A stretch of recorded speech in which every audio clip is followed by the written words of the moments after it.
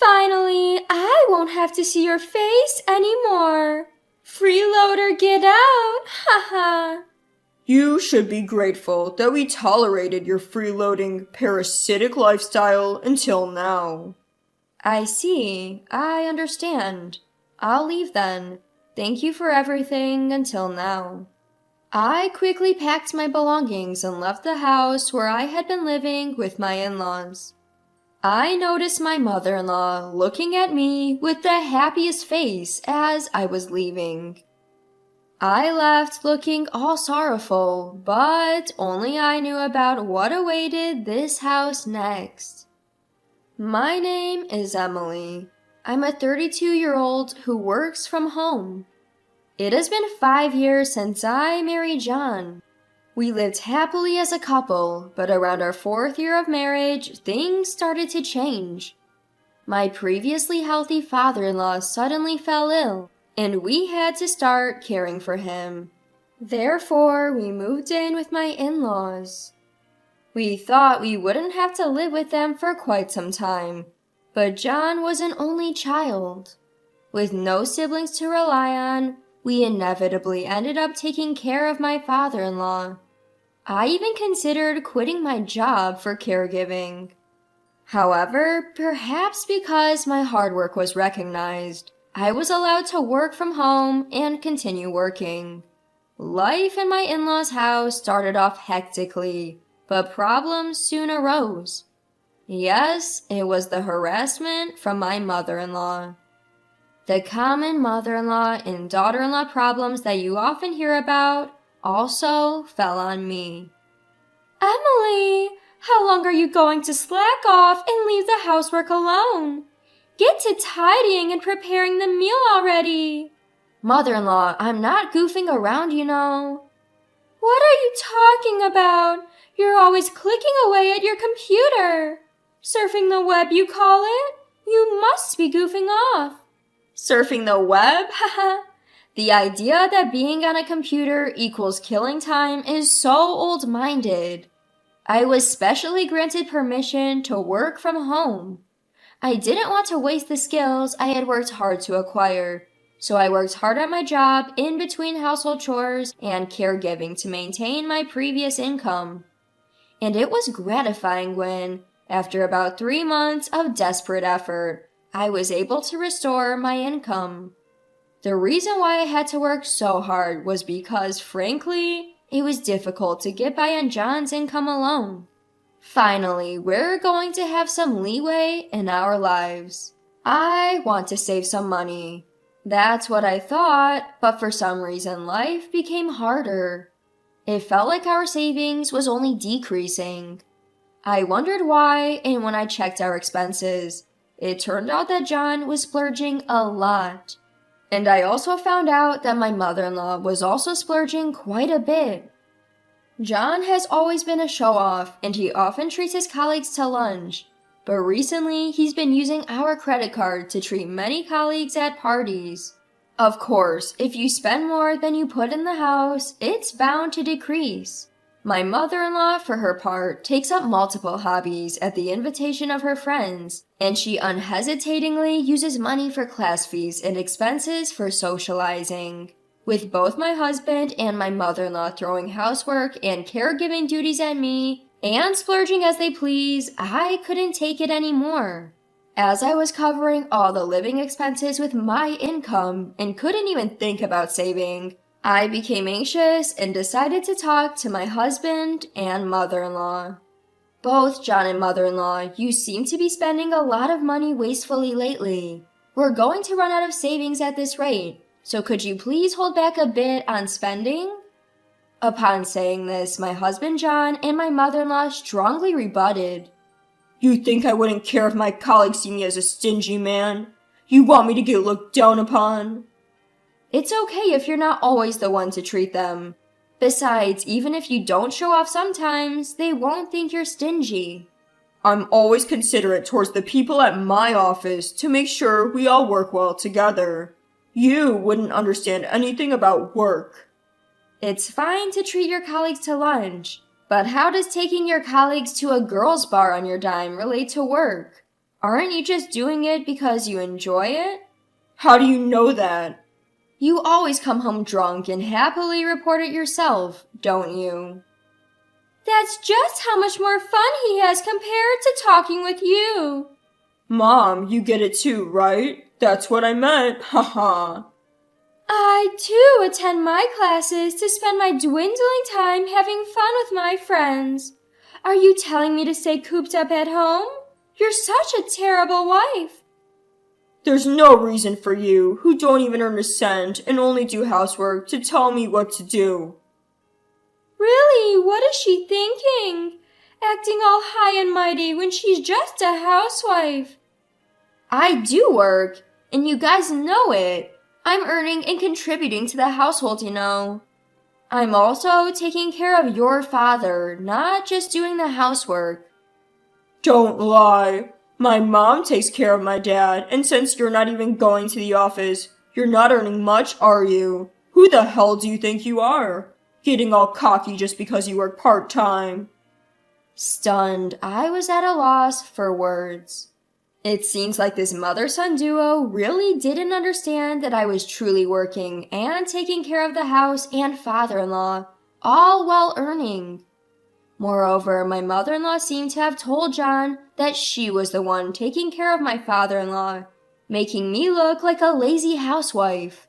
I considered leaving several times, but the reason I refrained was, of course, my father-in-law.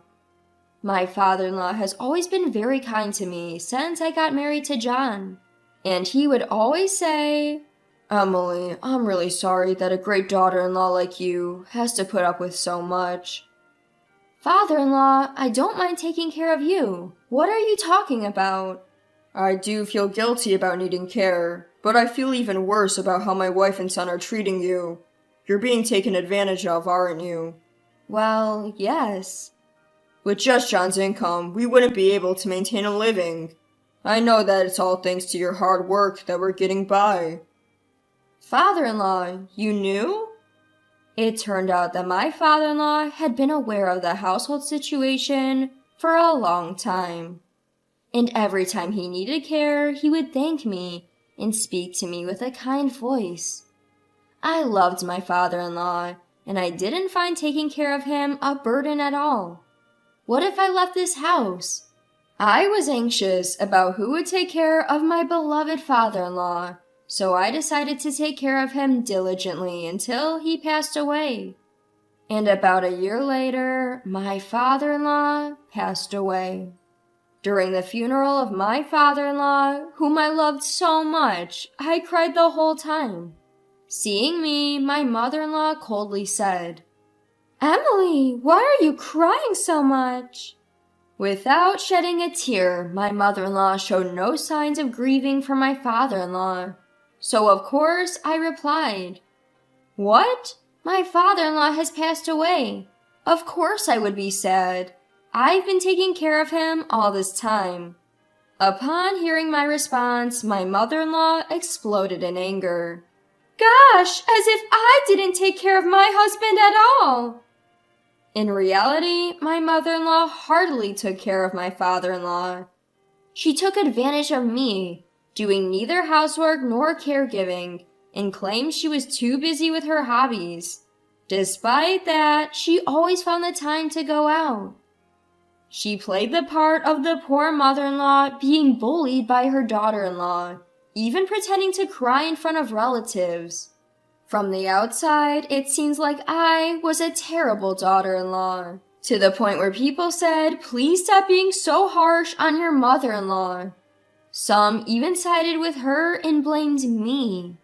I was merely grieving the death of my father-in-law, yet even strangers blamed me. It pissed me off. I chose to stay away from our relatives. Then John, having noticed me, approached me to complain. "So, you embarrassed my mom in front of our relatives, huh?"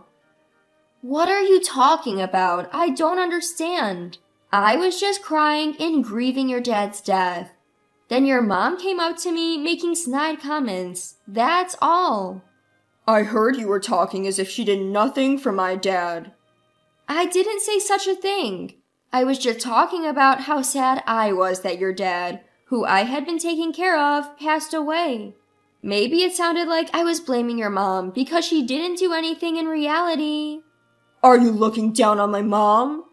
No, I'm just telling the truth. And if you're so upset, you should have helped me out. Don't you think you could have taken better care of your own dad? Why are you blaming me too? I have nothing to do with this. Nothing to do with this. You're his own son. Didn't you feel any responsibility to take care of him? I had work. It was your job as a housewife to take care of him. That makes no sense. I have work too, so that's unfair. Our argument heated up and was broken up by panicked relatives. Although the argument ended there, my husband and I didn't speak for the rest of the day. Later, after all the funeral-related matters were settled, a lawyer spoke about the inheritance. I'd like to discuss the will concerning the inheritance following your father-in-law's death. It is written that the rights to the family home and the land will go to his son John, while the remaining money will be split evenly between his wife and his daughter-in-law Emily. What? Why would Emily get a part of the inheritance? I'm his wife, right? If John gets the land and the house, shouldn't the rest of the assets all be mine? Your husband expressed his gratitude to Emily, who dedicated herself to his care.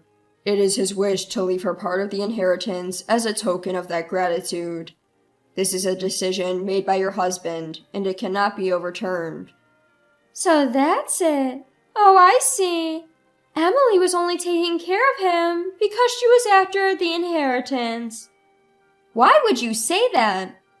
It must be. Why else would she dedicate herself to caregiving? I've had a good relationship with my father-in-law ever since we got married. I took care of him to repay his kindness. If you think it's impossible, why did you push the caregiving onto me, mother-in-law? How can you belittle me like that? Don't talk crap. I get it now, so keep your mouth shut. With our lawyer present, my mother-in-law couldn't say anything inappropriate, so she continued with a frustrated expression. So he decided that. Well, it's a token of appreciation for caregiving. I guess there's no other way. Then the lawyer continued with the discussion. May I continue? Your father-in-law left a note saying that Emily no longer needs to take care of him. At that moment, my mother-in-law's face, which had been bitter up to then, suddenly lit up with a smile. That's it! That's what it means. I understand now. Huh? What do you mean? Confused by his mother's excitement, my husband seemed completely at a loss. It means that Emily is no longer needed in this house, since she won't have to take care of my husband. The reason for dividing the inheritance was just severance pay, not gratitude. My mother-in-law twisted my father-in-law's will according to her own speculations. My mother-in-law misunderstood my father-in-law's will as my father-in-law and I had intended it to be misunderstood. Actually, there was a discussion between my father-in-law and me while he was still alive. My father-in-law wished to set me free from this house after his death. He planned to use his will to fool my husband and mother-in-law, allowing me to leave the house without any trouble. And just as my father-in-law intended, my mother-in-law, who was completely fooled, is trying to kick me out. While making sure they did not catch on to my true feelings, I pretended to be shocked by the will, saying, "Oh, Father, why would you do such a thing? See, even my husband didn't see you as his precious daughter-in-law. John, you don't need Emily anymore, do you?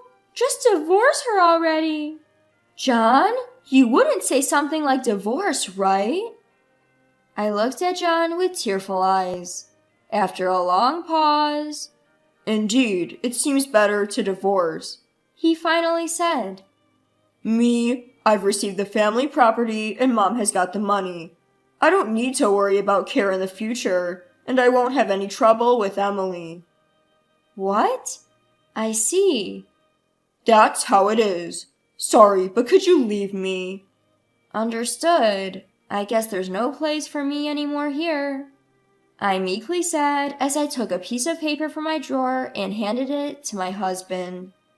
When we had a fight before, there was one time I went to pick this up.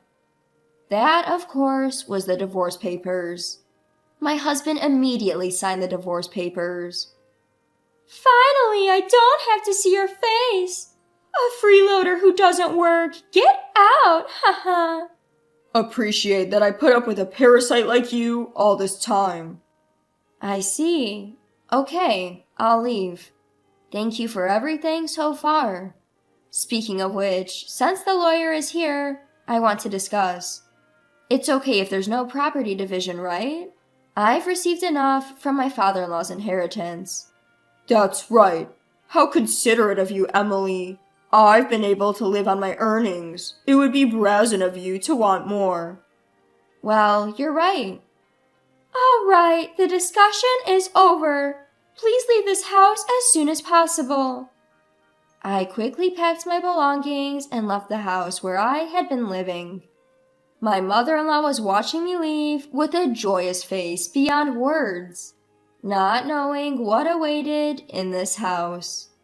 After leaving the in-laws' house, I immediately submitted the divorce papers to the city hall. Arriving at the apartment I had rented in advance, I shouted in the wide room alone. Yes! I've finally been set free! I'm free!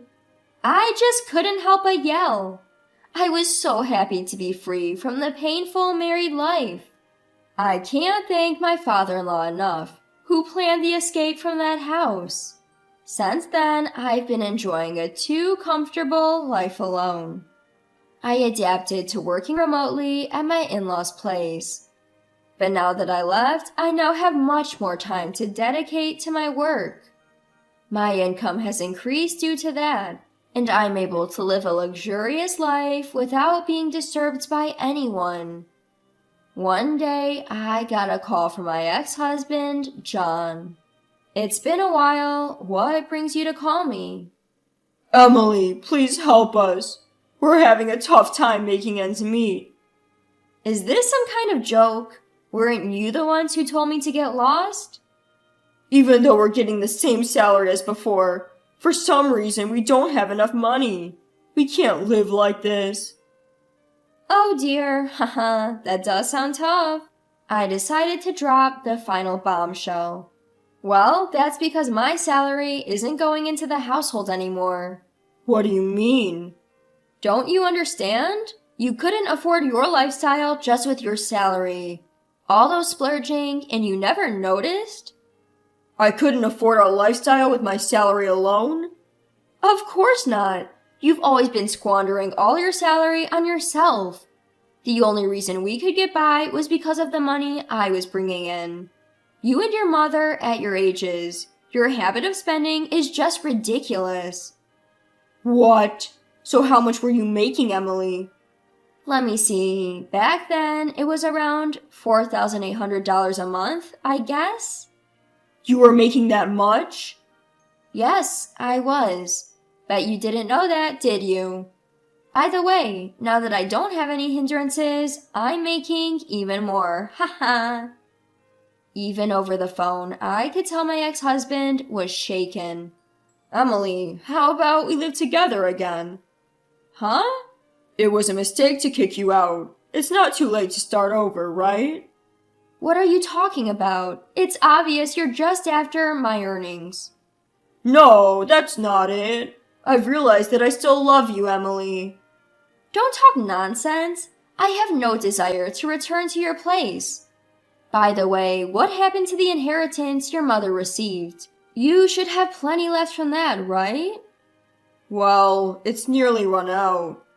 There's no way. She got about $100,000, right? There's no way you could have spent all of it in such a short period of time. We enjoyed shopping and overseas trips. Also, we lost nearly half of it in casinos.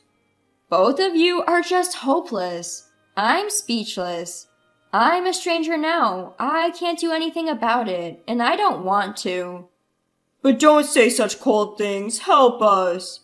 I don't care. I'm ending this call. Don't call me again. With that, I hung up the phone and immediately canceled the contract of his phone. I have no idea what happened to my ex-husband and ex-mother-in-law after losing all means of communication. However, when I passed by their house nearly a year after that phone call, the place had been demolished. They must have had to let go of the house due to financial troubles. Well, it's none of my business anyway. As for me, I decided to spend my newfound free time on a new hobby and started attending a wine class that I had been interested in. There, I met a man 2 years older than me who was actively pursuing me. After a year and a half of dating, we got married. He's a humble and warm-hearted man who is a rising star at a well-known company and earns a high salary. He respects my work, and we have a happy married life where we respect each other.